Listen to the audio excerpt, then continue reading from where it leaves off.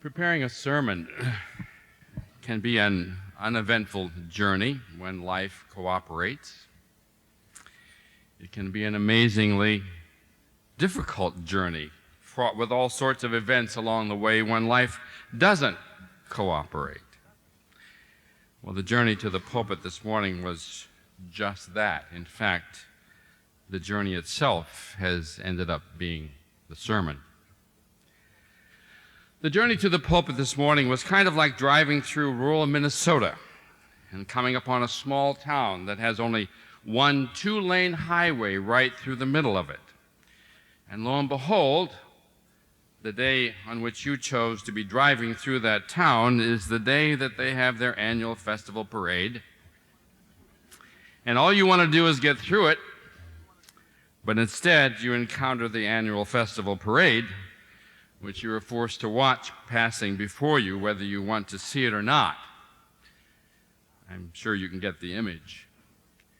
In sermon preparation, it is the parade of real life that marches across your path when all you wanted to do was just go hide somewhere and prepare a sermon. And the parade almost always looks like a hodgepodge of seemingly unrelated and unconnected events. And oh, the noise of it all. We work hard at special effects.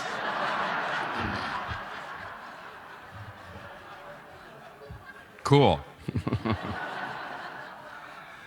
Well, some days it is so distracting and so mind-boggling that it isn't until the dark hours of the night when you're lying awake trying to silence the din of the day in your soul that things sometimes take on a calm. And even then, it doesn't always grow calm. Sometimes the noise and the confusion of the disjointed parade doesn't settle into any kind of harmonious chord until the last minute. And then it usually does so in the strangest places and under the strangest circumstances imaginable. And that's what has happened on the way to the sermon this morning. Let me tell you about the parade. The parade I encountered on the way to this sermon actually began crossing my path a couple of weeks ago. A dear and valued parishioner came by to visit with Bob and with me to express a heartfelt desire to find a way in which we might honor the veterans of World War II. Nearing the end of the millennium, she felt, as many of us would, that they had made a unique contribution to the world and at great cost.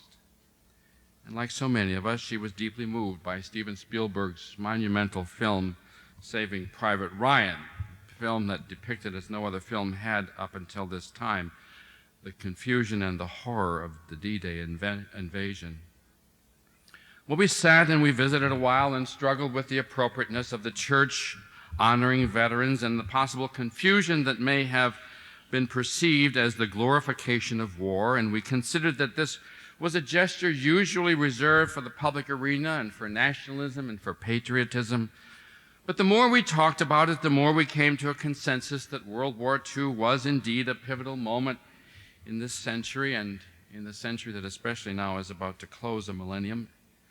And this past Thursday, November 11th, was Veterans Day, and of course, well, why not? We'll find a way to speak to this important event and to the sacrifice of the generation of young men and women who went to war around the world. Many ending up sacrificing their very lives. It felt right, and Bob and I sat there, well, of course we'll do it right. Well, it was easy for Baggett to say that. He's on a sermon retreat preparation time. All the things that can strain a friendship. That's the first parade that crossed my path on the way to this sermon on "Thou preparest a table before me in the presence of my enemies." I put the journey to this sermon on hold. That was several weeks ago. There was time to think about it, kind of in a Scarlett O'Hara-like manner. I'll think about that tomorrow, and surely I could come up with some way to address this very timely issue and important gesture of recognition of what Tom Brokaw referred to in his book titled The Greatest Generation. The next experience that paraded across my path was the exciting news of the appearance of this magnificent Salvation Army band. What a gift. Now, I can't remember a time when I wasn't aware of the Salvation Army. Early childhood memories recall dropping coins, reaching up as a little kid to get a coin into the red bucket as we went shopping as a family. I remember my first visit to a Salvation Army mission in St. Louis, way back in the 60s, when my seminary class on urban ministry went to visit that, along with a number of agencies that were doing some incredible life-changing ministry with the urban poor. And more recently, I have made my acquaintance and renewed it again with the Minneapolis ministry through the work of, as Judy already mentioned, 4 members of our congregation, along with my colleague Bob Baggett, who are on the board of directors. Surely, the presence of this wonderful musical organization and the work of the agency that they represent cannot go without mention in a sermon on Psalm 23, verse 5. Why not? Work it in, no problem. Well, several other things came parading across my path. One was the incredible news in recent weeks of the violence against children that has spilled into our homes from local television newscasts. How can a responsible pulpit not address these incredible and tragic events? It was an awful week. Children beaten to death. Adults who were charged with their safety failed them, and their tender lives were snuffed out. Their smiling faces beamed at us from our TV screens. They were not numbers and statistics about violence against children. These were children with names and smiling faces, and they lived nearby. Violence against children is escalating. Psalm 23, verse 5, Thou preparest a table before me in the presence of mine enemies. How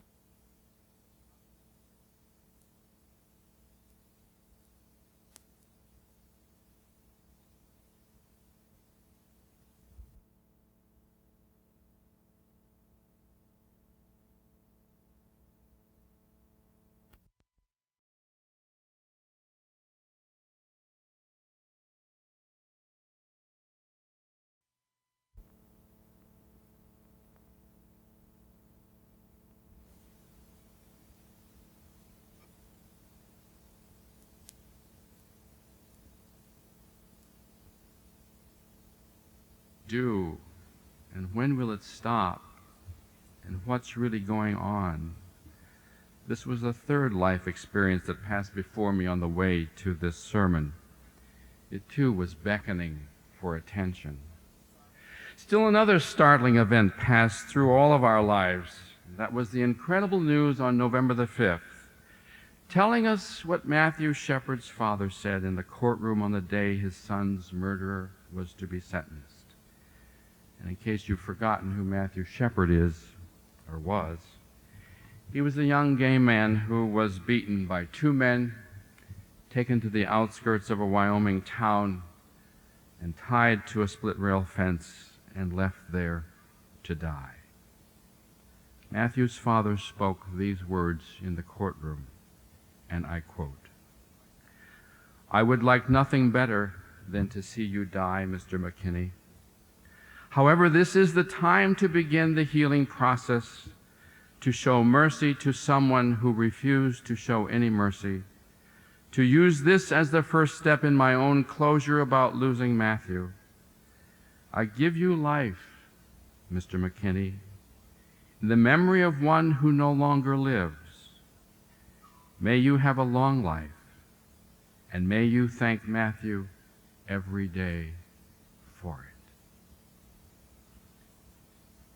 What an incredible gesture of grace. Mr. Shepard was certainly still very much in pain over the cruel death of his son. He did not rush to forgive Mr. McKinney. I don't know that he can. It's far too early to even speculate on that.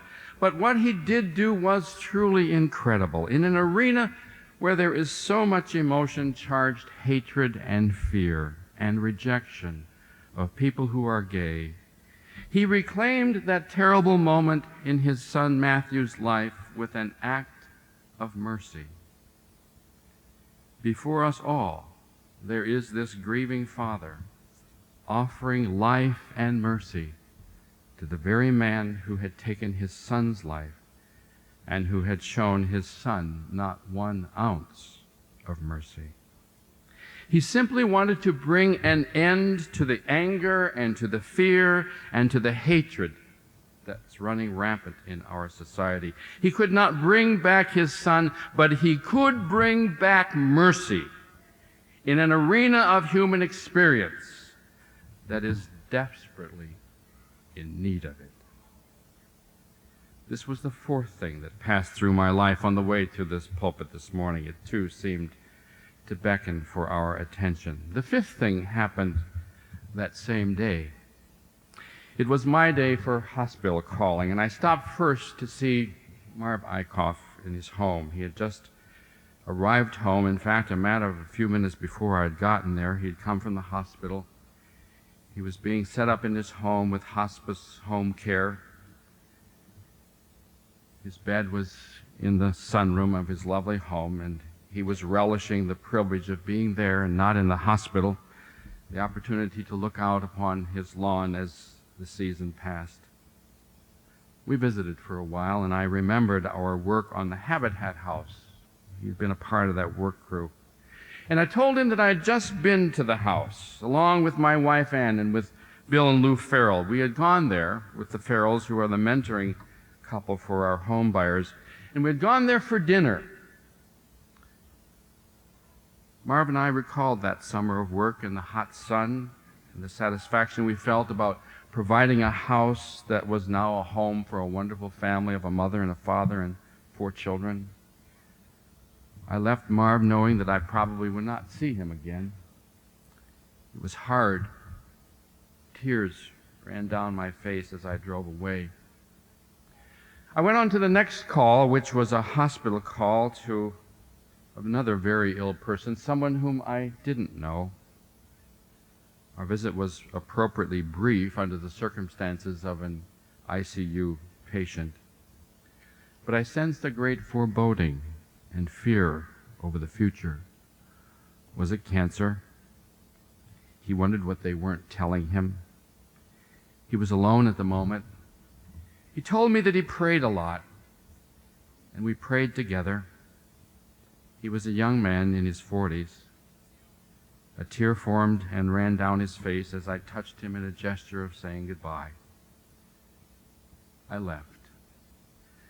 I decided that the 3rd call would just have to be put on hold. There was nothing left inside of me. My soul was drained. I phoned the office and said I was coming back early, and I came in through the back door of the office suite, and I went into my office and I became very, very busy at cleaning and clearing and tossing and sorting because I could not focus on anything else. This was the 5th thing that passed through my life on the way to the pulpit. It seemed, too, to beckon for my attention. I didn't know how to honor it. How do I honor this experience and make sense of it with the Psalm 23, 5th verse, "Thou preparest a table before me in the presence of mine enemies"? How do you connect human suffering and pain and fear with this psalm when your body is stricken with an illness that can't be cured or stopped? Well, the final event that paraded across my path on the way to this sermon was the news earlier in the week, last week, that Marv had died. The foreboding haunting that had driven with me as I left him a few days earlier had been fulfilled. This wonderful, precious man who had helped to build a house that was now a home, who had been such a great husband and a father and a friend to many, who had so joyously entered the ranks of grandfathering only a few months ago, this wonderful guy was gone, ravished by cancer. It was on that day that I had to put a title to a sermon that still was not even a germ of an idea. All I had was a text that seemed so far away from anything that was beckoning me to pay attention to it. I was about to chuck the whole thing, and all I could see were those disjointed experiences passing through my life, overwhelming my senses and my soul. Thou preparest a table before me in the presence of mine enemies. A table indeed. There were plenty of enemies, but there I could not find a table with anything on it in the midst of all of that. It was a barren wasteland of pain and suffering and sorrow and sadness. So in desperation, I went back to the first item in the parade that crossed my path on the way to the sermon, the request from a cherished parishioner to speak to the veterans of World War II. And out of the blue came an idea. It was the first idea that even remotely taken shape around this passage that seemed to be so far away from anything and everything. This time-honored, wonderful line, thou preparest a table before me in the presence of mine enemies. I filled out the worship bulletin preparation form that Diana Lee so carefully prepares for us, and I wrote down the title, From Out of Nowhere, A Table Set with Heroes. Where in the world did that come from? Where would it take me? How would this ever work out? Images of festive tables were running through my mind, setting a table. A festive table in the midst of all of this? No, I couldn't see one. Who can feast with this parade passing before you? A table of nourishing delicacies? No way. World War II, Private Ryan, heroes, that's it. I don't know where it's going to take me, but here it is, Susan. Write it up. Saturday morning, came in to teach my Bible study class on the book of Revelation. Nothing much happened there, at least connected to this. And nothing had showed up on my computer screen as I toyed with various ideas, and I decided to stay around and try to get some work done on this elusive sermon. As the time for Marv's funeral service drew close, I got fidgety and I could not concentrate. I wasn't participating in the service. I didn't have to be there. I wasn't especially appropriately dressed for it. So I got up and I quietly took a chair that was tucked away in the side entrance to the sanctuary right over here. And I attended the service where my tears would not show and my anxiety over this incredibly elusive sermon would not be revealed. And then it happened. It was right over there, in this most unlikely of places and most unlikely of moments, that all of this clatter suddenly came together. It happened when Marv and Jan's daughter Elizabeth stepped into the pulpit to talk about her dad. Now, I make this reference to her with her permission this morning. Her words were awash with the simple eloquence that only a loving child could give as she spoke of her father. They flowed from her heart on the stream of her tears, and I don't remember everything she said, because it was what she said near the end that struck me and that brought everything together out of this incredible parade of events that was marching through my life on the way to the sermon. She called Marv her dad. She called him her hero. Suddenly I knew why I was there. I was there to hear this loving daughter call her dad a hero. It was the stroke from the blue that I needed. It was the final experience in the parade of life that had marched across my path on the way to the sermon. Elizabeth saw her dad as a hero, an ordinary guy going through an extraordinary experience, a battle with cancer, who emerged a hero in his daughter's eyes, and yes, even in the eyes of everyone who walked that journey with him. What seemed to me to be a disjointed parade of unrelated events crossing through my life and preventing me from getting to this sermon was in reality the sermon itself. And oddly enough, the very title I had crafted out of desperation a few days earlier was in fact right on. The common theme in all that had marched through my life in the last few weeks were heroes. God was preparing a table before me. It was a table set not with a lavish banquet, but a table set with heroes whose very presence there spoke a soul-nourishing message to me in the midst of the noise of everyday life that on some days felt so very sad and painful and anything but nourishing. And so I began to return to those heroes that began to show up around the table that God was spreading before me. It was an invitation that came from Elizabeth. On the days when I wonder if anyone has a sense of duty and honor, I can feast on the banquet of heroes who served this nation in World War II and who changed the course of human history. On Veterans Day this past Thursday, actor Tom Hanks, who starred in Saving Private Ryan, was being interviewed, and the interviewer was Tom Brokaw, the author of the book The Greatest Generation. And Hanks said, and I quote, "Not a day goes by where we don't enjoy some aspect of our lives that was won or defended or defined by those events from 1941 to 1945. And Tom Brokaw writes of them in these words: "They answered the call to help save the world from the two most powerful and ruthless military machines ever assembled, instruments of conquest in the hands of fascist maniacs. They faced great odds and a late start, but they did not protest. At a time in their lives when their days and nights should have been filled with innocent adventure, love, and the lessons of the workaday world, they were fighting across the bloodied landscape of France, Belgium, Italy, and Austria. They fought their way up a necklace of South Pacific islands few had ever heard of before.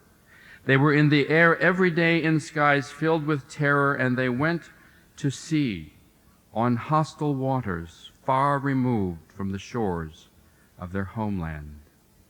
When the war was over, they immediately began the task of rebuilding their lives and the world they wanted. They were mature beyond their years, tempered by what they had been through, disciplined by their military training and sacrifice. They married in record numbers and gave birth to another distinguished generation, the baby boomers. They stayed true to their values of personal responsibility, duty, honor, and faith." End of quote. Are there any World War II veterans here today? Or other veterans of the Korean War or subsequent wars, that not to glorify war, but to say thank you? And do you know who you are? You are part of the banquet table set with heroes that is spread before us to feast on for inspiration and modeling. And who can't see heroes in the Salvation Army, a Christian ministry that lifts the most broken of human souls from the depths of poverty and despair and substance abuse, without question? They offer food and shelter and the amazing grace of the gospel of Jesus Christ. Heroes abound in the core of this mighty assembly of dedicated men and women. In a world where it feels like no one cares, they stand as a beacon light to thousands who live in darkness. And as you hear the sad stories of children being beaten and killed by their parents, know that there are parents who are not doing that. Know that there are parents right here in this room who are teaching their children in church school classes and in learning centers all over this building that is crowded to the hilt on Sunday morning. They are in youth ministry, and they're reading books to children on Children's Hour and a Half on Wednesdays. There are heroes here, and they are good parents and grandparents whose lives are focused on their children and who provide both safety as well as life-giving nurturing. There are heroes at a table that is spread before us. And in a world where violence seems to reign free, one grief-stricken father stands up to end the cycle of hatred and retaliation. He stands in the face of his grief for his son and he offers his son's murderer mercy in the name and in the memory of the boy he loved. Matthew Shepard's father is a hero of mercy in a mercy-starved world. In the face of human suffering and pain, we can all be heroes by simply practicing the ministry of presence in the lives of those who are confined to beds of pain and who are locked in fear and anxiety. I thought I had run out of what it took that day, and I came back home. But it doesn't take much. Just the simple ministry of presence. We can all be heroes, and many are. Our cadre of Stephen ministers are doing it every day. And what of the heroic battles we often see fought from beds of pain by people who, in the face of certain death, continue to live life to the fullest extent and up to their final hours? How many of you have seen that? I've seen it countless times, and Marv Eichhoff was the most recent. Thou preparest a table before me in the presence of mine enemies. And the table God prepares before us in the midst of life's parade of hodgepodge events is a table set not with sterling silver and fine china and laden with delicacies and gourmet delights. No, the table that God prepares before us for the true nourishment of our souls is a table set with heroes. For we are truly surrounded by so great a cloud of witnesses, and as the seasons of life parade past us, look at them. They're all around us. And most of us can be counted among them in some way. To be sure, we'd very likely all shy away from the title hero, declaring, as did all of them in Brokaw's book, and again a quote, "No, I'm not a hero," they insisted. "I'm just doing my job here like everyone else." End of quote. It is so incredibly easy to become discouraged, to feel like things are just going so badly. It is so incredibly easy to feel like we are starved for some good news, for something nourishing, for some nourishing experiences that will get us through to another day. Take a look around you. For in reality, God has prepared a table before us in the presence of our enemies. God has prepared a table for us in the presence of the greatest enemy of life, which is discouragement and hopelessness. I invite you now to step up to the table that is set with heroes. Let them speak to you and encourage you. And I also invite you to see if there isn't a place at that table for you as well. Will you pray with me?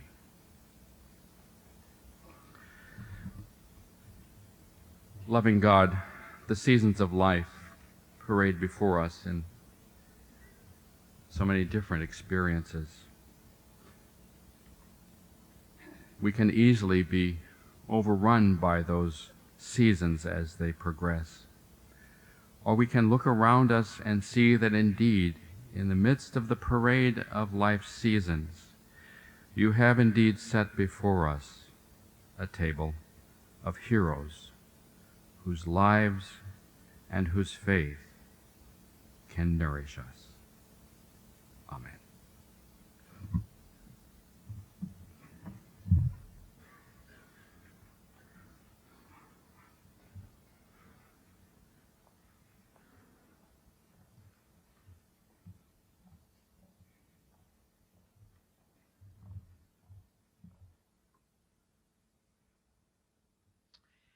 Before we call for our morning offering and move into our music, I would like to recognize this morning Ruth Bovee Stevens. Ruth, would you please stand?